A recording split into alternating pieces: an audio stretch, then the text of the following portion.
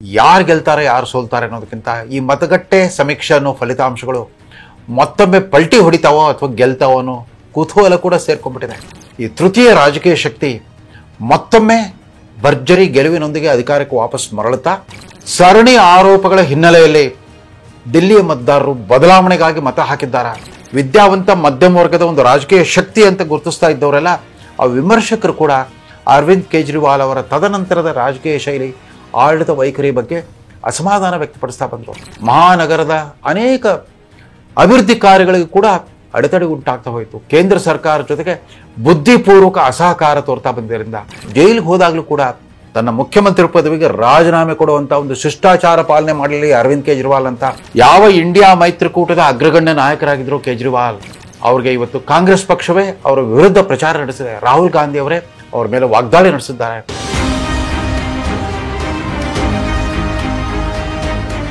ಹೊಸ ದಿಗಂತ ಡಿಜಿಟಲ್ ಸುದ್ದಿವಾಹಿನಿಯ ರೇಷ್ಮೆ ರಾಜನೀತಿ ವಿಶ್ಲೇಷಣಾ ಕಾರ್ಯಕ್ರಮದ ವೀಕ್ಷಕರಿಗೆ ಆಮ್ ಆದ್ಮಿ ಪಕ್ಷದ ಅವನತಿ ಈ ಶೀರ್ಷಿಕೆಯೊಂದಿಗೆ ಚರ್ಚೆ ಮಾಡಲೇಬೇಕಾಗಿ ಬಂದಿದೆ. ಯಾಕಂದರೆ ಮೊನ್ನೆ ಫೆಬ್ರವರಿ 5ನೇ ತಾರೀಕು ದಿಲ್ಲಿ ಕೇಂದ್ರಾಡಳಿತ ರಾಜ್ಯವಾದ ದಿಲ್ಲಿಯ ಅಸೆಂಬ್ಲಿ ಚುನಾವಣೆ ಮತದಾನ ಮುಗಿದಿದೆ. ತದನಂತರ ನಿನ್ನೆ ಸಂಜೆ ಮತಗಟ್ಟೆ ಸಮೀಕ್ಷೆಗಳು ಕೂಡ ಪ್ರಕಟವಾಗಿವೆ. ಬರುವ ಶನಿವಾರ ಫೆಬ್ರವರಿ 8ನೇ ತಾರೀಕು ಮತಗಣಿಕೆ ನಡೆಯುತ್ತೆ. ಇಲ್ಲಿ ಯಾರು ಗೆಲ್ತಾರೆ ಯಾರು ಸೋಲ್ತಾರೆ ಅನ್ನೋದಕ್ಕಿಂತ ಈ ಮತಗಟ್ಟೆ ಸಮೀಕ್ಷೆ ಅನ್ನೋ ಫಲಿತಾಂಶಗಳು ಮತ್ತೊಮ್ಮೆ ಪಲ್ಟಿ ಹೊಡಿತಾವೋ ಅಥವಾ ಗೆಲ್ತಾವೋ ಅನ್ನೋ ಕುತೂಹಲ ಕೂಡ ಸೇರ್ಕೊಂಡ್ಬಿಟ್ಟಿದೆ.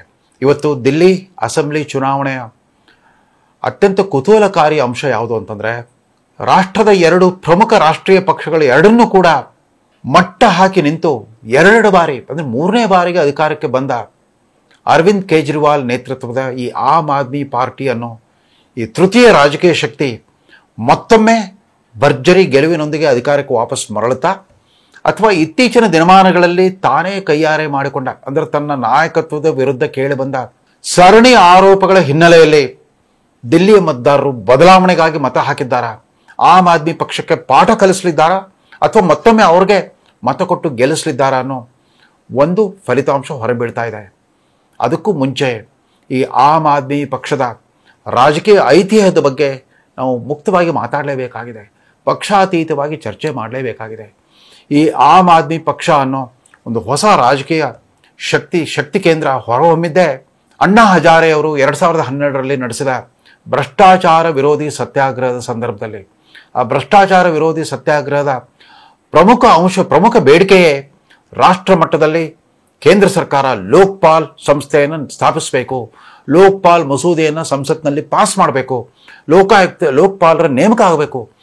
ವಿವಿಧ ರಾಜ್ಯಗಳಲ್ಲಿ ಲೋಕಾಯುಕ್ತ ಸಂಸ್ಥೆ ಅಸ್ತಿತ್ವದಲ್ಲಿದೆ, ಆದರೆ ರಾಷ್ಟ್ರ ಮಟ್ಟದಲ್ಲಿ ನಿರೀಕ್ಷಿತ ರೀತಿಯಲ್ಲಿ ಲೋಕ್ಪಾಲ್ ಸ್ಥಾಪನೆ ಆಗಲೇ ಇಲ್ಲ.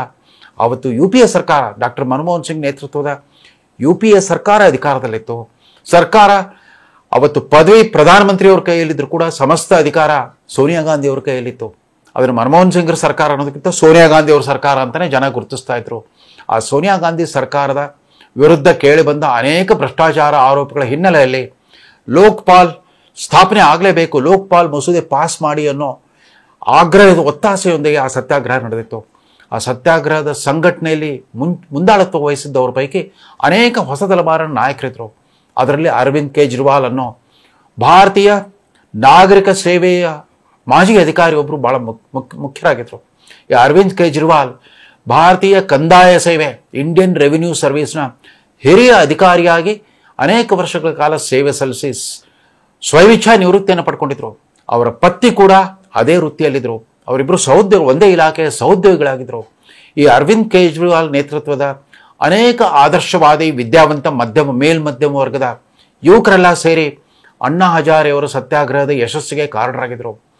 ಆ ಸಂದರ್ಭದಲ್ಲಿ ನೀವು ರಾಜಕೀಯಕ್ಕೆ ಬರ್ತೀರಾ, ನಮ್ಮ ಅಪ್ಪನಾಣೆಗೂ ನಾನು ರಾಜಕೀಯಕ್ಕೆ ಬರಲ್ಲ, ನನ್ನ ಮಕ್ಕಳಾಣೆಗೂ ನಾನು ರಾಜಕೀಯಕ್ಕೆ ಬರಲ್ಲ ಅಂತ ಅವತ್ತು ಮಾಧ್ಯಮಗಳ ಎದುರಿಗೆ ಬಹಳ ವೀರಾವೇಶದಿಂದ ಮಾತಾಡಿದರು ಅರವಿಂದ್ ಕೇಜ್ರಿವಾಲ್.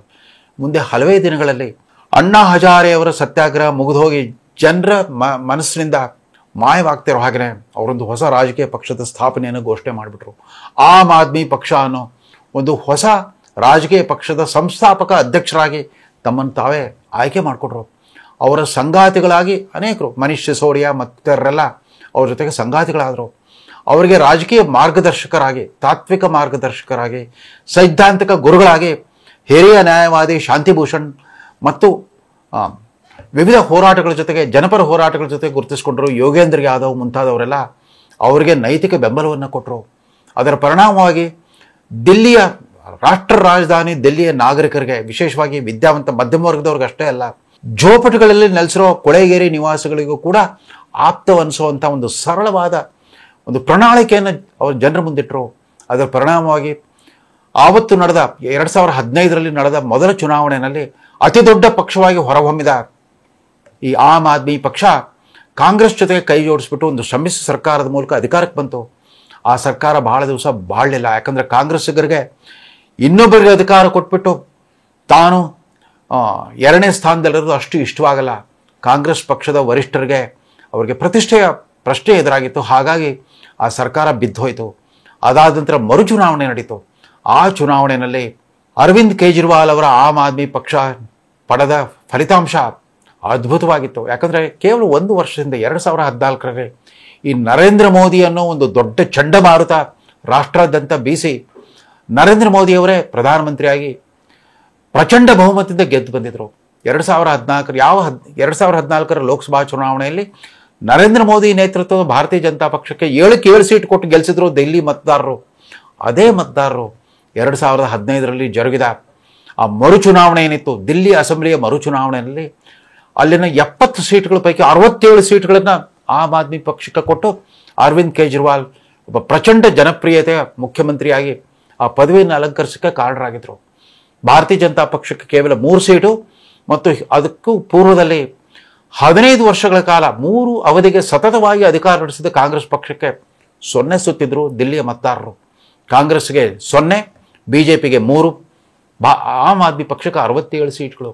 ಅದಾದ ನಂತರ ತಮ್ಮದೇ ಆದ ರೀತಿಯ ಅಂದರೆ ಹೊಸ ತಲೆಮಾರಿನ ಈ ಜ್ಞಾನಾಧಾರಿತ ಆರ್ಥಿಕ ವ್ಯವಸ್ಥೆಯ ಫಲಾನುಭವಿಗಳಿದ್ರಲ್ಲ, ಮನಮೋಹನ್ ಸಿಂಗ್ ಪ್ರಣೀತ ಜಾಗತೀಕರಣ ಅಸ್ತಿತ್ವಕ್ಕೆ ಬಂದ ಮೇಲೆ ದೇಶ ವಿದೇಶಗಳಲ್ಲಿ ವ್ಯಾಸಂಗ ಮಾಡಿ ವಿವಿಧ ತಂತ್ರಜ್ಞಾನ ಆಧಾರಿತ ವೃತ್ತಿಗಳಲ್ಲಿ ಪರಿಣಿತಿ ಪಡೆದಿರೋರೆಲ್ಲ ತಮ್ಮ ನೌಕರಿಯನ್ನು ಬಿಟ್ಬಿಟ್ಟು ಇವರು ಆಮ್ ಆದ್ಮಿ ಪಕ್ಷಕ್ಕೆ ಸೇರಿಕೊಂಡ್ರು. ಆಮ್ ಆದ್ಮಿ ಪಕ್ಷದ ಸ್ವಯಂ ಸೇವಕರು ಅಂತಂದರೆ, ಕಾರ್ಯಕರ್ತರು ಅಂದರೆ ಅವರೆಲ್ಲ ವಿದ್ಯಾವಂತ ಯುವಕರಾಗಿದ್ದರು. ರಾಷ್ಟ್ರಾದ್ಯಂತ ವಿವಿಧ ರಾಜ್ಯಗಳಲ್ಲಿ ಗಟ್ಟಿಯಾಗಿ ಬೇರೂರಲಿಕ್ಕೆ ಸಾಧ್ಯವಾಗದೇ ಇದ್ದರೂ ಕೂಡ ದಿಲ್ಲಿ ಮತ್ತು ಆಸ್ಪಾಸ್ನಲ್ಲಿ ಆಮ್ ಆದ್ಮಿ ಪಕ್ಷದ ಪ್ರಭಾವ ಗಟ್ಟಿಯಾಗಿ ಬೆಳೀತು. ಅವರು ತಮ್ಮ ಚುನಾವಣಾ ಪ್ರಣಾಳಿಕೆ ಹೇಳಿದಂತೆ ಬಡವರಿಗೆಲ್ಲ ಉಚಿತ ನೀರು ಸರಬರಾಜು, ಕುಡಿಯುವ ನೀರಿನ ಸರಬರಾಜು ವ್ಯವಸ್ಥೆಯನ್ನು ಮಾಡಿದರು. 200 ಯೂನಿಟ್ಗಳವರೆಗೆ ಉಚಿತ ವಿದ್ಯುತ್ ಪೂರೈಕೆ ವ್ಯವಸ್ಥೆಯನ್ನು ಮಾಡಿದರು. ದಿಲ್ಲಿಯ ಉದ್ಯೋಗಸ್ಥ ಮಹಿಳೆಯರಿಗೆಲ್ಲ ಅಲ್ಲಿನ ಸಂಚಾರಿ ಬಸ್ಸುಗಳು, ಸಿಟಿ ಬಸ್ಗಳು ಮತ್ತು ಮೆಟ್ರೋ ರೈಲುಗಳಲ್ಲಿ ಉಚಿತ ಪ್ರಯಾಣದ ವ್ಯವಸ್ಥೆಯನ್ನು ಮಾಡಿದರು. ಅಷ್ಟೇ ಅಲ್ಲ, ಮೊಹಲ್ಲಾ ಕ್ಲಿನಿಕ್ ಅಂತ ವಿವಿಧ ಗಲ್ಲಿಗಳಲ್ಲಿ ಒಂದು ಸರ್ಕಾರಿ ಕ್ಲಿನಿಕ್, ಸರ್ಕಾರಿ ಆಸ್ಪತ್ರೆಗಳನ್ನು ನೇಮಕ ಮಾಡಿದರು. ಅಂದರೆ ಪ್ರಾಥಮಿಕ ಚಿಕಿತ್ಸಾ ಕೇಂದ್ರಗಳನ್ನು ನೇಮಕ ಮಾಡಿದರು. ಅದ್ರ ಬಗ್ಗೆ ಇಡೀ ದೇಶವಷ್ಟೇ ಅಲ್ಲ, ಪ್ರಪಂಚದ ವಿವಿಧ ದೇಶಗಳ ಆರೋಗ್ಯ ವಲಯದ ತಜ್ಞರೆಲ್ಲ ಚಕಿತರಾಗಿ ನೋಡಿದರು. ಮೊಹಲ್ಲಾ ಕ್ಲಿನಿಕ್ ಅಲ್ಲಿ ಪ್ರಾಥಮಿಕ ಚಿಕಿತ್ಸೆ, ಎಕ್ಸ್ರೇ ಸೌಲಭ್ಯ ಮತ್ತು ಇತರ ಸಣ್ಣ ಪುಟ್ಟ ಮೈನರ್ ಸರ್ಜರಿ ಮಾಡುವಂಥ ಒಂದು ವ್ಯವಸ್ಥೆ ಕೂಡ ಅಲ್ಲಿ ಇರ್ತಾ ಇತ್ತು. ಆ ಮೊಹಲ್ಲಾ ಕ್ಲಿನಿಕ್ಗಳು ಕೂಡ ಇಡೀ ದೇಶಕ್ಕೆ ಆದರ್ಶ ಮಾದರಿಗಳಾದವು. ಅಷ್ಟೇ ಅಲ್ಲ, ಅವರ ಉಪಮುಖ್ಯಮಂತ್ರಿ ಮನೀಶ್ ಸಿಸೋಡಿಯಾ ಶಿಕ್ಷಣ ಸಚಿವರಾಗಿ ಅಲ್ಲಿನ ಸರ್ಕಾರಿ ಶಾಲೆಗಳ ನವೀಕರಣ ಮತ್ತು ಸುಧಾರೀಕರಣದ ಒಂದು ದೊಡ್ಡ ಪ್ರಯೋಗವನ್ನೇ ನಡೆಸಿಬಿಟ್ರು. ಸರ್ಕಾರಿ ಶಾಲೆಗಳ ಕಟ್ಟಡಗಳನ್ನು ಖಾಸಗಿ ವಲಯದ ಸಹಭಾಗಿತ್ವದ ಜೊತೆಗೆ ಅತ್ಯುತ್ತಮವಾಗಿ ನವೀಕರಣ ಮಾಡಿದರು. ಅಲ್ಲಿನ ಶಿಕ್ಷಣದ ಗುಣಮಟ್ಟವನ್ನು ಹೆಚ್ಚಿಸುವ ಪ್ರಯತ್ನ ಮಾಡಿದರು. ಸರ್ಕಾರಿ ಶಾಲೆಗಳು ಸುಪ್ರಸಿದ್ಧ ಹೆಸರಾಂತ ಖಾಸಗಿ ಶಾಲೆಗಳಿಗೆ ಸ್ಪರ್ಧೆ ಕೊಡುವಷ್ಟರ ಮಟ್ಟಿಗೆ ಒಂಥರ ಅದನ್ನು ರೂಪಿಸಿಬಿಟ್ಟು ತೋರಿಸಿದರು. ಇದರಿಂದಾಗಿ ಆಮ್ ಆದ್ಮಿ ಪಕ್ಷದ ಕಾರ್ಯವೈಖರಿ ಮತ್ತು ಅವರ ಸಾಧನೆಗಳ ಬಗ್ಗೆ ಇಡೀ ದೇಶಾದ್ಯಂತ ಸಂದೇಶ ರವಾನೆ ಆಗಲಿಕ್ಕೆ ಶುರುವಾಯಿತು. ಇದರ ಪ್ರತಿಫಲವಾಗಿ 2020ರಲ್ಲಿ ಮತ್ತೊಮ್ಮೆ ಅದೇ ರೀತಿ ಕೇವಲ 1 ವರ್ಷದ ಹಿಂದೆ 2019ರ ಲೋಕಸಭಾ ಚುನಾವಣೆಯಲ್ಲಿ ನರೇಂದ್ರ ಮೋದಿಗೆ ಯಥಾ ಪ್ರಕಾರ ಭಾರತೀಯ ಜನತಾ ಪಕ್ಷಕ್ಕೆ 7 ಸೀಟ್ ಕೊಟ್ಟ ದಿಲ್ಲಿ ಮತದಾರರು ಆಮ್ ಆದ್ಮಿ ಪಕ್ಷ ಅರವಿಂದ್ ಕೇಜ್ರಿವಾಲ್ ಅವರ ಪಕ್ಷಕ್ಕೆ ಈ ಸಾರಿ 70ಕ್ಕೆ 62 ಸೀಟ್ ಕೊಟ್ಟರು. ಭಾರತೀಯ ಜನತಾ ಪಕ್ಷಕ್ಕೆ 8 ಸೀಟು, ಕಾಂಗ್ರೆಸ್ಸಿಗೆ ಮತ್ತೊಮ್ಮೆ 0. ಮತ್ತೊಮ್ಮೆ ಪ್ರಚಂಡ ಬಹುಮತದಿಂದ ಗೆದ್ದು ಬಂದ ಅರವಿಂದ್ ಕೇಜ್ರಿವಾಲ್ ಅವ್ರಿಗೆ ಏಕ್ದಮ್ ಅವರ ಮಹತ್ವಾಕಾಂಕ್ಷೆಯ ಮಟ್ಟ ಜಾಸ್ತಿ ಆಗ್ತಾ ಹೋಯಿತು. ಅವ್ರಿಗೆ ತಾನು ಯಾಕೆ ಪ್ರಧಾನಮಂತ್ರಿ ಆಗಬಾರ್ದು, ಯಾಕೆ ರಾಷ್ಟ್ರದ ಕೇವಲ ದಿಲ್ಲಿಗೆ ಮಾತ್ರ ಯಾಕೆ ಸೀಮಿತವಾಗಿರಬೇಕು ಅಂದ್ಬಿಟ್ಟು ತಮ್ಮ ಪಕ್ಷವನ್ನು ಗೋವಾ ಅಸೆಂಬ್ಲಿಗೆ ನಡೆದ ಚುನಾವಣೆಯಲ್ಲಿ, ಮಹಾರಾಷ್ಟ್ರದ ಅಸೆಂಬ್ಲಿಗೆ ನಡೆದ ಚುನಾವಣೆಯಲ್ಲಿ ತಮ್ಮ ಪಕ್ಷದ ಅಭ್ಯರ್ಥಿಗಳನ್ನ ಕಣಕ್ಕಿಳಿಸ್ಬಿಟ್ಟು ಒಂದಿಬ್ಬರನ್ನ ಗೆಲ್ಲಿಸ್ಕೊಂಡು ಬಂದರು. ಇದರಿಂದಾಗಿ ಅವರ ಆತ್ಮವಿಶ್ವಾಸ ಹೆಚ್ಚಿಸ್ತಾ ಹೋಯಿತು. ಅದೇ ರೀತಿ ವ್ಯಕ್ತಿಗತವಾಗಿ ಅವರು ಅವರ ಪಕ್ಷದ ಸರ್ವಾಧಿಕಾರಿಯಾಗಿಯೇ ತಮ್ಮ ಶಕ್ತಿ ಪ್ರದರ್ಶನ ಮಾಡ್ತಾ ಹೋದರು. ತಮ್ಮ ಕರಿಷ್ಮಾ, ತಮ್ಮ ಜನಪ್ರಿಯತೆಯ ಪ್ರಖರತೆಯನ್ನು ಅರ್ಥ ಮಾಡಿಕೊಂಡ ಕೇಜ್ರಿವಾಲ್ ಅವ್ರ ವರ್ತನೆಯಲ್ಲಿ ಕೂಡ ಸಾಕಷ್ಟು ಬದಲಾವಣೆಗಳಾಗ್ತಾ ಬಂತು.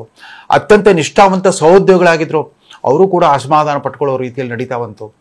ಅವರಿಗೆ ಆರಂಭದಲ್ಲೇ ಆ ಪಕ್ಷ ಹುಟ್ಟಿದಾಗಲೇ ಮಾರ್ಗದರ್ಶಕರಾಗಿದ್ದ ಶಾಂತಿಭೂಷಣ್ ಅವರು ಆ ಪಕ್ಷವನ್ನು ಧಿಕ್ಕರಿಸ್ಬಿಟ್ಟು ಹೊರಗೋದ್ರು. ಯೋಗೇಂದ್ರ ಯಾದವ್ ಥರದ ಜನಪರ ಹೋರಾಟಗಾರರೆಲ್ಲ ಆ ಪಕ್ಷದಿಂದ ದೂರ ಸರ್ಕೊಂಡ್ರು. ಅದುವರೆಗೂ ಆರಾಧನಾ ಭಾವದಿಂದ, ಅತ್ಯಂತ ಪ್ರೀತಿಯಿಂದ, ಅಂದರೆ ವಿದ್ಯಾವಂತ ಮಧ್ಯಮ ವರ್ಗದ ಒಂದು ರಾಜಕೀಯ ಶಕ್ತಿ ಅಂತ ಗುರುತಿಸ್ತಾ ಇದ್ದವರೆಲ್ಲ, ಆ ವಿಮರ್ಶಕರು ಕೂಡ ಅರವಿಂದ್ ಕೇಜ್ರಿವಾಲ್ ಅವರ ತದನಂತರದ ರಾಜಕೀಯ ಶೈಲಿ, ಆಡಳಿತ ವೈಖರಿ ಬಗ್ಗೆ ಅಸಮಾಧಾನ ವ್ಯಕ್ತಪಡಿಸ್ತಾ ಬಂದರು. ಅರವಿಂದ್ ಕೇಜ್ರಿವಾಲ್ ಅವರ ಒಂದು ಆತ್ಮರತಿ ಯಾವ ಮಟ್ಟಕ್ಕೆ ಹೋಗಿತ್ತು ಅಂತಂದರೆ, ದಿನನಿತ್ಯ ಪ್ರಧಾನಮಂತ್ರಿಯವರ ವಿರುದ್ಧ ಬಾಯಿಗೆ ಬಂದಂಗೆ ಮಾತಾಡೋದು. ಅಷ್ಟೇ ಅಲ್ಲ, ದಿಲ್ಲಿಯ ಲೆಫ್ಟಿನೆಂಟ್ ಗವರ್ನರ್ ಜೊತೆಗೆ ನಿತ್ಯ ಜಗಳಕ್ಕೆ ಕಳೆದುಬಿಟ್ರು. ಏನು ಮಾಡಿದ್ರು ಕೂಡ ದಿಲ್ಲಿಯ ಲೆಫ್ಟಿನೆಂಟ್ ಗವರ್ನರ್ ಮತ್ತು ಮುಖ್ಯಮಂತ್ರಿ ನಡುವೆ ನಿರಂತರವಾಗಿ ಯುದ್ಧ ನಡೀತಾನೆ ಇತ್ತು. ಇದು ತೀರಾ ಸುಪ್ರೀಂ ಕೋರ್ಟ್ವರೆಗೂ ಹೋದಾಗ ಸುಪ್ರೀಂ ಕೋರ್ಟ್ ಕೂಡ ಲೆಫ್ಟಿನೆಂಟ್ ಗವರ್ನರ್ಗೆ ಸ್ವಲ್ಪ ಬುದ್ಧಿ ಮಾತು ಹೇಳ್ತು, ನೀವು ಸಂಯಮದಿಂದಿರಿ, ನಿಮ್ಗೆ ಯಾವುದೇ ಕಾರ್ಯಾಂಗದ ಅಧಿಕಾರ ನಿಮಗಿಲ್ಲ, ಅವ್ರಿಗೆ ಸ್ವತಂತ್ರವಾಗಿ ಕೆಲಸ ಮಾಡಲಿಕ್ಕೆ ಬಿಡಿ ಅಂತ ಹೇಳಿದರು. ಆದರೆ ಅರವಿಂದ್ ಕೇಜ್ರಿವಾಲ್ ಅವ್ರಿಗೆ ಆ ಥರದ ಸಾಮರಸ್ಯ ಸ್ಥಾಪನೆ ಬೇಕಾಗಿರಲೇ ಇಲ್ಲ. ಅವ್ರು ಜಗಳ ಕಾಯೋದೇ ಬೇಕಾಗಿತ್ತು. ಭಾರತೀಯ ಜನತಾ ಪಕ್ಷದ ವಿರುದ್ಧ ಮತ್ತು ಅಲ್ಲಿನ ಲೆಫ್ಟಿನೆಂಟ್ ಗವರ್ನರ್ ವಿರುದ್ಧ ನಿರಂತರವಾಗಿ ಜಗಳಾಡ್ತಾ ಬಂದರು. ಇದರಿಂದ ದಿಲ್ಲಿ ಮಹಾನಗರದ ಅನೇಕ ಅಭಿವೃದ್ಧಿ ಕಾರ್ಯಗಳಿಗೂ ಕೂಡ ಅಡೆತಡೆ ಉಂಟಾಗ್ತಾ ಹೋಯಿತು. ಕೇಂದ್ರ ಸರ್ಕಾರ ಜೊತೆಗೆ ಬುದ್ಧಿಪೂರ್ವಕ ಅಸಹಕಾರ ತೋರ್ತಾ ಬಂದಿದ್ದರಿಂದ, ಬುದ್ಧಿಪೂರ್ವಕ ಜಗಳ ಕಾಯ್ತಾ ಬಂದಿದ್ದರಿಂದ ಅನೇಕ ರೀತಿಯಲ್ಲಿ ಅವ್ರ ರಾಜಕಾರಣಕ್ಕೂ ಕೂಡ ಹಿನ್ನಡೆ ಆಗ್ತಾ ಬಂತು. ಆದರೆ ಇದ್ರ ಮಧ್ಯೆ ಕಳೆದ ವರ್ಷ ಪಂಜಾಬ್ ರಾಜ್ಯದ ಅಸೆಂಬ್ಲಿ ಚುನಾವಣೆ ನಡೀತು. ಆಗ ಅಲ್ಲೂ ಕೂಡ ರಂಗ ಪ್ರವೇಶ ಮಾಡಿದ ಅರವಿಂದ್ ಕೇಜ್ರಿವಾಲ್ ಅವರ ಆಮ್ ಆದ್ಮಿ ಪಕ್ಷ ಅಲ್ಲೂ ಕೂಡ ಒಂದು ದಾಖಲೆ ಗೆಲುವನ್ನು ಪಡ್ಕೊಂಡ್ಬಿಡ್ತು. 114 ಸೀಟ್ಗಳಿರೋ ಪಂಜಾಬ್ ಅಸೆಂಬ್ಲಿನಲ್ಲಿ 94 ಸೀಟ್ ಪಡ್ಕೊಂಡ್ಬಿಡ್ತು. ಎರಡೂ ರಾಷ್ಟ್ರೀಯ ಪಕ್ಷಗಳನ್ನ ಪಲ್ಟಿ ಹೊಡಿಸಿದ್ದು ಅಷ್ಟೇ ಅಲ್ಲ, ಸುಮಾರು 3 ದಶಕಗಳಿಂದ ಪಂಜಾಬ್ ರಾಜಕಾರಣವನ್ನು ನಿಯಂತ್ರಿಸ್ತಾ ಇದ್ದ ಅಕಾಲಿದಳ ಪಕ್ಷ ಕೂಡ ಮಣ್ಮುಕ್ತು. ಪ್ರಕಾಶ್ ಸಿಂಗ್ ಬಾದಲ್ ಅವರ ಅಕಾಲಿ ದಳದಂತಹ ಧರ್ಮಾಧಾರಿತ ಪಕ್ಷ ಕೂಡ ಅತ್ಯಂತ ಹೀನಾಯ ಸೋಲು ಅನುಭವಿಸಿತು. ಕಾಂಗ್ರೆಸ್ ಪಕ್ಷ ನಿರ್ನಾಮ ಆಯಿತು. ಭಾರತೀಯ ಜನತಾ ಪಕ್ಷಕ್ಕಂತೂ ಅಕೌಂಟ್ ಓಪನ್ ಮಾಡೋದು ಕೂಡ ಸಾಧ್ಯವಾಗಲಿಲ್ಲ. ಇಲ್ಲಿ ಪ್ರಚಂಡ ಗೆಲುವಿನ ನಂತರ ಭಗವಂತ್ ಸಿಂಗ್ ಮಾನ್ ಅಂತ ಒಬ್ಬ ಸ್ಟ್ಯಾಂಡಪ್ ಕಾಮಿಡಿಯನ್, ಆತನನ್ನು ಅಲ್ಲಿ ಮುಖ್ಯಮಂತ್ರಿ ಮಾಡಿಬಿಟ್ರು. ತಮ್ಮದೇ ಆದ ರೀತಿಯಲ್ಲಿ ಆಡಳಿತವನ್ನು ಶುರು ಮಾಡಿಬಿಟ್ರು. ಎಲ್ಲಕ್ಕಿಂತ ಮುಖ್ಯವಾಗಿ ಈ ಅರವಿಂದ್ ಕೇಜ್ರಿವಾಲ್ ಅವರು ಭಾರತದ ರಾಜಕಾರಣಕ್ಕೆ, ಆರ್ಥಿಕ ನೀತಿಗೆ ಸಂಬಂಧಪಟ್ಟಂತೆ ಈ ಉಚಿತ ಕೊಡುಗೆಗಳ ಒಂದು ಹೊಸ ರೀತಿಯ ರಾಜಕಾರಣ ಶುರು ಮಾಡಿಬಿಟ್ರು. ಯಾವ ರೀತಿ ದಿಲ್ಲಿನಲ್ಲಿ free electricity, free transport, free water supply ಶುರು ಮಾಡಿದ್ರು, ಅದನ್ನು ಇತರೆ ಸ್ಥಾಪಿತ ರಾಜಕೀಯ ಪಕ್ಷಗಳು ಕೂಡ ಅನುಕರಿಸಲಿಕ್ಕೆ ಶುರು ಮಾಡಿಬಿಟ್ರು. ಅದರ ಮೊದಲ ಪ್ರಯೋಗ ಕರ್ನಾಟಕದಲ್ಲೇ ನಡೀತು. ಇದ್ದಕ್ಕಿಂತ 2023 ಅಸೆಂಬ್ಲಿ ಚುನಾವಣೆಯಲ್ಲಿ ಕರ್ನಾಟಕ ಕಾಂಗ್ರೆಸ್ ಪಕ್ಷ 5 ಗ್ಯಾರಂಟಿಗಳನ್ನು ಘೋಷಣೆ ಮಾಡಿಬಿಡ್ತು. ಯಾರೋ ಒಬ್ಬ ತಂತ್ರಗಾರ, ಒಬ್ಬ ಚುನಾವಣಾ ಸ್ಟ್ರಾಟಜಿಸ್ಟ್ ಅವರು ಇವ್ರಿಗೆ ಸಲಹೆ ಕೊಟ್ಟರಂತೆ 5 ಗ್ಯಾರಂಟಿಗಳು ಘೋಷಣೆ ಮಾಡಿಬಿಟ್ಟು ತನ್ಮೂಲಕ ಕರ್ನಾಟಕದ ಬಡ ಮತದಾರರ ವಶೀಕರಣ ತಂತ್ರದಂತೆ ಅದನ್ನು ಬಳಸ್ಕೊಂಡ್ಬಿಟ್ಟು ಗೆದ್ದು ಬಂದರು. 136 ಸೀಟ್ಗಳ ಗೆಲುವನ್ನು ಪಡ್ಕೊಂಡ್ರು. 10 ವರ್ಷಗಳ ನಂತರ ತೆಲಂಗಾಣ ರಾಜ್ಯದಲ್ಲಿ ಕೂಡ ಕಾಂಗ್ರೆಸ್ ಮತ್ತೆ ಅಧಿಕಾರಕ್ಕೆ ಬಂತು. ಈ guarantee card politics Narendra Modi ಅವರನ್ನೇ ದಿಗ್ಭ್ರಮೆಗೊಳಿಸ್ಬಿಡ್ತು. ಮೋದಿಯವರು ಆರಂಭದಲ್ಲಿ ಅದನ್ನು ರೇವಡಿ ಅಂತ ಅವರು ಕೂಡ ಗೇಲಿ ಮಾಡ್ತಾ ಇದ್ರು. ಆದರೆ ಮೋದಿಯವರ ಪಕ್ಷದ ಮಧ್ಯಪ್ರದೇಶ್ ಘಟಕ, ಮಹಾರಾಷ್ಟ್ರ ಘಟಕ ಕೂಡ, ರಾಜಸ್ಥಾನ್ ಘಟಕ ಕೂಡ ಅಲ್ಲಿ ತಮ್ಮಲ್ಲಿ ಅಸೆಂಬ್ಲಿ ಚುನಾವಣೆ ಎದುರಿಸಬೇಕಾಗಿ ಬಂದಾಗ ಇದೇ ರೀತಿಯ ಉಚಿತ ಕೊಡುಗೆಗಳ ಘೋಷಣೆ ಮಾಡಬೇಕಾಗಿ ಬಂತು. ಮೊನ್ನೆ ದಿಲ್ಲಿ ಅಸೆಂಬ್ಲಿ ಚುನಾವಣೆಯಲ್ಲಂತೂ ಕರ್ನಾಟಕದ ಭಾಗ್ಯಲಕ್ಷ್ಮಿ ಸ್ಕೀಮಿನ ಅನುಕರಣೆ ಮಾಡೋದ್ರಲ್ಲಿ ಕಾಂಗ್ರೆಸ್ಸು, ಬಿಜೆಪಿ, ಆಮ್ ಆದ್ಮಿ ಪಕ್ಷದ ನಡುವೆ ದೊಡ್ಡ ಪೈಪೋಟಿಯೇ ಶುರುವಾಗ್ಬಿಡ್ತು. ಇವ್ರು ಯಾರೂ ಗಮನಿಸಲಿಲ್ಲ ಈ ಅರವಿಂದ್ ಕೇಜ್ರಿವಾಲ್ ಎಂಥ ಜಾಣ ಅಂತಂದ್ರೆ, ಅಥವಾ ವಿದ್ಯಾವಂತ, IRS, ಭಾರತೀಯ ಕಂದಾಯ ಸೇವೆಯಲ್ಲಿದ್ದರು, ನಾಗರಿಕ ಸೇವೆಯಲ್ಲಿದ್ದವರು. ಅವರು ಯಾವ ರೀತಿ ಅಂತಂದರೆ ತಮ್ಮದು ಅವ್ರಿಗೆ ಗೊತ್ತಿತ್ತು ಚೆನ್ನಾಗಿ, ದಿಲ್ಲಿ ಅಂದರೆ ಒಂದು ವೈಭವೀಕೃತ ನಗರ ಪಾಲಿಕೆ, ಮಹಾನಗರ ಪಾಲಿಕೆ. ಅವರು ಅಲ್ಲಿ ಗ್ರಾಮೀಣಾಭಿವೃದ್ಧಿ ಇಲಾಖೆ ಇಲ್ಲ, ಕೃಷಿ ಇಲಾಖೆ ಇಲ್ಲ, ಅರಣ್ಯ ಇಲಾಖೆ ಇಲ್ಲ, ನೀರಾವರಿ ಇಲಾಖೆ ಇಲ್ಲ, ಯಾವುದೂ ಇಲ್ಲ. ವಿದ್ಯಾವಂತ ಮಧ್ಯಮ ವರ್ಗದವರು ಜಾಸ್ತಿ ಇರೋದ್ರಿಂದ ಅಲ್ಲಿನ ಆದಾಯ ಕೂಡ ಸಾಕಷ್ಟಿದೆ, ಸರ್ಕಾರದ ವರಮಾನ ಕೂಡ ಸಾಕಷ್ಟಿದೆ. ಅವ್ರು ಮಾತ್ರ ಬೇಕಾಬಿಟ್ಟಿಯಾಗಿ ಈ ಉಚಿತ ಕೊಡುಗೆಗಳನ್ನು ಕೊಡ್ಬೋದು. ಇತರ ರಾಜ್ಯಗಳೆಲ್ಲ ಅದು ಸಾಧ್ಯ ಇರಲಿಲ್ಲ. ವಿವಿಧ ದೊಡ್ಡ ರಾಜ್ಯಗಳಲ್ಲೆಲ್ಲ ಅನೇಕ ಜವಾಬ್ದಾರಿ ಇರುತ್ತೆ. ಗ್ರಾಮೀಣ ಪ್ರದೇಶದ ನಿರ್ವಹಣೆಯ ಜವಾಬ್ದಾರಿಗೋಸ್ಕರ ಅತ್ಯಂತ ಜಾಗರೂಕತೆಯಿಂದ ಸಾರ್ವಜನಿಕ ನಿಧಿಯನ್ನು ಖರ್ಚು ಮಾಡಬೇಕಾಗುತ್ತೆ. ಇವತ್ತು ಕರ್ನಾಟಕ ಸರ್ಕಾರ, ತೆಲಂಗಾಣ ಸರ್ಕಾರ, ಹಿಮಾಚಲ ಪ್ರದೇಶದ ಸರ್ಕಾರಗಳು ಎದುರಿಸ್ತಾ ಇರೋ ಆರ್ಥಿಕ ಬಿಕ್ಕಟ್ಟನ್ನು ನಾವೆಲ್ಲ ಗಮನಿಸ್ತಾ ಇದ್ದೀವಿ. ಅವ್ರು ಅನುಭವಿಸ್ತಾ ಇರೋ ಮುಜುಗರವನ್ನು ಗಮನಿಸ್ತಾ ಇದ್ದೀವಿ. ಆದರೆ ಅರವಿಂದ್ ಕೇಜ್ರಿವಾಲ್ ಅವ್ರಿಗೆ ಚುನಾವಣಾ ಗೆಲುವೇ ಮುಖ್ಯವಾಗಿತ್ತು. ಅದಷ್ಟೇ ಅಲ್ಲ, ಭ್ರಷ್ಟಾಚಾರದ ಆರೋಪಗಳು ಕೂಡ ಬಂದ್ಬಿಟ್ಟು ಭ್ರಷ್ಟಾಚಾರ ವಿರೋಧಿ ಆಂದೋಲನದ ಮೂಲಕವೇ ಉದ್ಭವಿಸಿದ ಈ ಆಮ್ ಆದ್ಮಿ ಪಕ್ಷದ ಮೊದಲು ಉಪಮುಖ್ಯಮಂತ್ರಿ, ತದನಂತರ ಮುಖ್ಯಮಂತ್ರಿಯೇ ಜೈಲಿಗೆ ಹೋಗಬೇಕಾದ ಪ್ರಸಂಗ ಬಂತು. ಜೈಲಲ್ಲಿ ಇತ್ಕೊಂಡ್ಬಿಟ್ಟು ಜೈಲಿಗೆ ಹೋದಾಗಲೂ ಕೂಡ ತನ್ನ ಮುಖ್ಯಮಂತ್ರಿ ಪದವಿಗೆ ರಾಜೀನಾಮೆ ಕೊಡುವಂಥ ಒಂದು ಶಿಷ್ಟಾಚಾರ ಪಾಲನೆ ಮಾಡಲಿ ಅರವಿಂದ್ ಕೇಜ್ರಿವಾಲ್ ಅಂತ ಒಬ್ಬ ವಿದ್ಯಾವಂತ ರಾಜಕೀಯ ನಾಯಕ, ಹೊಸ ತಲೆಮಾರಿನ ರಾಜಕಾರಣಿ. ಅದೇ ಜಾರ್ಖಂಡ್ ರಾಜ್ಯದ ಒಬ್ಬ ಬುಡಕಟ್ಟು ಜನಾಂಗದ ಮುಖ್ಯಮಂತ್ರಿ ತಮಗೆ ಜೈಲಿಗೆ ಹೋಗೋ ಪ್ರಸಂಗ ಬಂದಾಗ ರಾಜಭವನಕ್ಕೆ ಹೋಗ್ಬಿಟ್ಟು ರಾಜೀನಾಮೆ ಕೊಟ್ಟು ಪದವಿ ತ್ಯಾಗ ಮಾಡಿ CBIಗೆ ಸರೆಂಡರ್ ಆಗಿದ್ರು, ED ಅಧಿಕಾರಿಗಳಿಗೆ ಸರೆಂಡರ್ ಆಗಿದ್ರು. ಅಂತ ಕನಿಷ್ಠ ಶಿಷ್ಟಾಚಾರ ಪಾಲನೆಯಲ್ಲೂ ಸೋತಿದ್ದಷ್ಟೇ ಅಲ್ಲ, ಅವರದೇ ಪಕ್ಷದ ಅನುಯಾಯಿ ರಾಜ್ಯಸಭಾ ಸದಸ್ಯ ಆಗಿದ್ಲು ಮಣಿವಾಲ್ ಅಂತ. ಆಕೆಗೆ ಮುಖ್ಯಮಂತ್ರಿ ನಿವಾಸದಲ್ಲೇ ಅವರ ಅಂಗರಕ್ಷಕನೊಬ್ಬ ದೈಹಿಕವಾಗಿ ಹಲ್ಲೆ ಮಾಡಿದ ಅನ್ನೋ ಒಂದು ಕೆಟ್ಟ ಘಟನೆ ನಡೀತು. ಇವೆಲ್ಲದರ ಮಧ್ಯೆ ಸುಮಾರು 4-5 ತಿಂಗಳು ಜೈಲಲ್ಲಿ ಇದ್ಬಿಟ್ಟು ಕೊನೆಗೂ ಸುಪ್ರೀಂ ಕೋರ್ಟ್ನಿಂದ ಬೇಲ್ ಪಡ್ಕೊಂಡು ಹೊರಗೆ ಬಂದ ಮೇಲೆ ಆಮೇಲೆ ರಾಜೀನಾಮೆ ಕೊಟ್ಟರು ಅರವಿಂದ್ ಕೇಜ್ರಿವಾಲ್. ಅಂದರೆ ಭಾರತದ ಅನುಭವಿ ವೃತ್ತಿ ರಾಜಕಾರಣಿಗಳು ಕೂಡ ಒಂದು ಕೆಟ್ಟ ಮಾದರಿಯನ್ನು ಹಾಕಿಕೊಟ್ರು ಅರವಿಂದ್ ಕೇಜ್ರಿವಾಲ್. ಜೈಲಿಗೆ ಹೋದ್ರು ಕೂಡ ನಾನು ರಾಜೀನಾಮೆ ಕೊಡಲ್ಲ ಅಂತ. ಒಬ್ಬ ಸರ್ಕಾರಿ ಅಧಿಕಾರಿ ಲೋಕಾಯುಕ್ತ ದಾಳಿಗೊಳಗಾಗಿ 48 ಗಂಟೆಗಳ ಕಾಲ ಜೈಲಲ್ಲಿದ್ದರೆ ಆತನ ಸಸ್ಪೆಂಡ್ ಮಾಡ್ತಾರೆ. ಈತ 4 ತಿಂಗಳು ಜೈಲಲ್ಲಿ ಇದ್ಕೊಂಡೆ ಸರ್ಕಾರ ನಡೆಸಿದ್ರು. ಹೊರಗೆ ಬಂದಮೇಲೆ ತಮ್ಮ ಶಿಷ್ಯೆ ಅತಿಶಿ ಅಂತ ಆಕೆನ ಕೈಗೊಂಬೆ ಮುಖ್ಯಮಂತ್ರಿ ಥರ ನಿಲ್ಲಿಸ್ಬಿಟ್ರು. ಅವರು ಕೂಡ ಹಾಗೆ ತಾನು ಮುಖ್ಯಮಂತ್ರಿ ಅನ್ನೋ ಆ ಪರಿಜ್ಞಾನವನ್ನೇ ಮರೆತು ಬಿಟ್ಟು ಆಗಲೂ ಕೂಡ ತನ್ನ ಗುರು ಅರವಿಂದ್ ಕೇಜ್ರಿವಾಲ್ ಅವ್ರನ್ನ ಈ ಭರತ ಯಾವ ರೀತಿ ರಾಮ ವನವಾಸಕ್ಕೆ ಹೋದಾಗ ಆತನ ಪಾದಕೆಗಳನ್ನ ಇಟ್ಬಿಟ್ಟು ರಾಜ್ಯಭಾರ ನಡೆಸಿದ್ನೋ ಅದೇ ರೀತಿ ಅತಿಶಿ ಕೇಜ್ರಿವಾಲ್ ಅವರ ಹೆಸರಲ್ಲೇ ಮುಖ್ಯಮಂತ್ರಿಯಾಗಿ ನಟಿಸ್ತಾ ಬಂದರೆ ಹೊರತು ಕೆಲಸ ಮಾಡಲೇ ಇಲ್ಲ. ಇವೆಲ್ಲ ಗೊಂದಲಗಳ ನಡುವೆ ಸಹಜವಾಗಿ ದಿಲ್ಲಿ ನಾಗರಿಕರಿಗೆ ಬದಲಾವಣೆಯ ಬಯಕೆ ಬಂದಿರಬೇಕು. ಹಿಂದಿನ ನಡವಳಿಕೆ, ಅವರ ಘೋಷಿತ ಆಶ್ವಾಸನೆಗಳು, ಅನುಷ್ಠಾನದಲ್ಲಾದ ವೈಫಲ್ಯ, ಅನಗತ್ಯವಾದ ಸಂಘರ್ಷ ಇತ್ಯಾದಿಗಳಿಂದಾಗಿ ಯಾವ ಇಂಡಿಯಾ ಮೈತ್ರಿಕೂಟದ ಅಗ್ರಗಣ್ಯ ನಾಯಕರಾಗಿದ್ದರು ಕೇಜ್ರಿವಾಲ್, ಅವ್ರಿಗೆ ಇವತ್ತು ಕಾಂಗ್ರೆಸ್ ಪಕ್ಷವೇ ಅವರ ವಿರುದ್ಧ ಪ್ರಚಾರ ನಡೆಸಿದೆ. ರಾಹುಲ್ ಗಾಂಧಿ ಅವರೇ ಅವ್ರ ಮೇಲೆ ವಾಗ್ದಾಳಿ ನಡೆಸಿದ್ದಾರೆ. ಅರವಿಂದ್ ಕೇಜ್ರಿವಾಲ್ ಕೂಡ ರಾಹುಲ್ ಗಾಂಧಿ ಮತ್ತು ಅವರ ಪಕ್ಷ ಮತ್ತು ಕುಟುಂಬದ ವಿರುದ್ಧ ವಾಗ್ದಾಳಿ ನಡೆಸಿದ್ದಾರೆ. ಇದೆಲ್ಲದರ ಮಧ್ಯೆ ನಿನ್ನೆ ಎಕ್ಸಿಟ್ ಪೋಲ್ಗಳು ಪ್ರಕಟವಾಗಿವೆ. ಮತಗಟ್ಟೆ ಸಮೀಕ್ಷೆಗಳ ಪ್ರಕಾರ ಆಮ್ ಆದ್ಮಿ ಪಕ್ಷಕ್ಕೆ ಅವನತಿಯ ಸಾಧ್ಯತೆ ಇದೆ. ಆಮ್ ಆದ್ಮಿ ಪಕ್ಷ ಸೋಲಬಹುದು. 27 ವರ್ಷಗಳಿಂದ ಅಧಿಕಾರ ವಂಚಿತವಾಗಿದ್ದ ಭಾರತೀಯ ಜನತಾ ಪಕ್ಷಕ್ಕೆ ಗೆಲುವಿನ ಸಾಧ್ಯತೆ ಇದೆ ಅನ್ನೋ ಸೂಚನೆಗಳು ಕೊಟ್ಟಿವೆ. ಇರಬಹುದು ಮತಗಟ್ಟೆ ಸಮೀಕ್ಷೆಗಳು ಹಿಂದೆ ಮಹಾರಾಷ್ಟ್ರದಲ್ಲಾದಂತೆ ಹರಿಯಾಣದಲ್ಲಾದಂತೆ ಸುಳ್ಳಾದರೆ ಮತ್ತೆ ಅರವಿಂದ್ ಕೇಜ್ರಿವಾಲ್ ಬರ್ಬೋದು, ವಾಪಸ್ ಬರ್ಬೋದು. ಆದರೆ ಅರವಿಂದ್ ಕೇಜ್ರಿವಾಲ್ ಇವತ್ತು ಭಾರತದ ಮತದಾರರಿಗೆ, ವಿದ್ಯಾವಂತ ಮತದಾರರಿಗೆ ಭರವಸೆ ಆಶಾಕಿರಣವಾಗಿ ಉಳಿದಿಲ್ಲ. ಅವರು ಕೂಡ ಪುಡಾರಿ ರಾಜಕಾರಣದ ವಿಸ್ತರಣೆ ಥರನೇ ಕಾಣ್ತಾ ಇದ್ದಾರೆ. ಇದು ಭಾರತದ ಪ್ರಜಾಪ್ರಭುತ್ವದ ದೊಡ್ಡ ದುರಂತ. ಇದೇ ಮೊದಲ ಬಾರಿಗೆ ಹೊಸ ತಲೆಮಾರಿನ ವಿದ್ಯಾವಂತ ಮಧ್ಯಮ ವರ್ಗದ ಒಂದು ಪರ್ಯಾಯ ರಾಜಕೀಯ ಶಕ್ತಿ ಉದಯವಾಗಿದೆ ಅನ್ನೋ ಆಸೆ ಇತ್ತು ಕಳೆದ 10 ವರ್ಷಗಳಿಂದ. ಅದನ್ನು ಭಗ್ನಗೊಳಿಸಿದ್ದಾರೆ ಅರವಿಂದ್ ಕೇಜ್ರಿವಾಲ್ ಮತ್ತು ಅವರ ಕೆಲವು ನಿಷ್ಠಾವಂತ ಸಂಗಾತಿಗಳು. ಭಾರಿ ಬೆಲೆ ತೆರಬೇಕಾಗುತ್ತೋ ಅಥವಾ ಮತ್ತೆ ಯಥಾ ಪ್ರಕಾರ ಅಲ್ಲಿನ ಮತದಾರರ ಅಮಾಯಕತೆ ಮತ್ತು ಮುಗ್ಧತೆಯನ್ನು ಆಧರಿಸ್ಬಿಟ್ಟು ಗೆದ್ದು ಬರ್ತಾರೋ ಕಾದು ನೋಡಬೇಕಾಗಿದೆ ಅಂತ ಹೇಳ್ತಾ ಈ ಆಮ್ ಆದ್ಮಿ ಪಕ್ಷದ ಅವನತಿಯ ಬಗ್ಗೆ ಒಂದು ವಿಷಾದ ಭಾವದೊಂದಿಗೆ ಈ ಸಂಚಿಕೆಯನ್ನು ಮುಗಿಸ್ತಾ ಇದ್ದೇನೆ. ನಮಸ್ಕಾರ.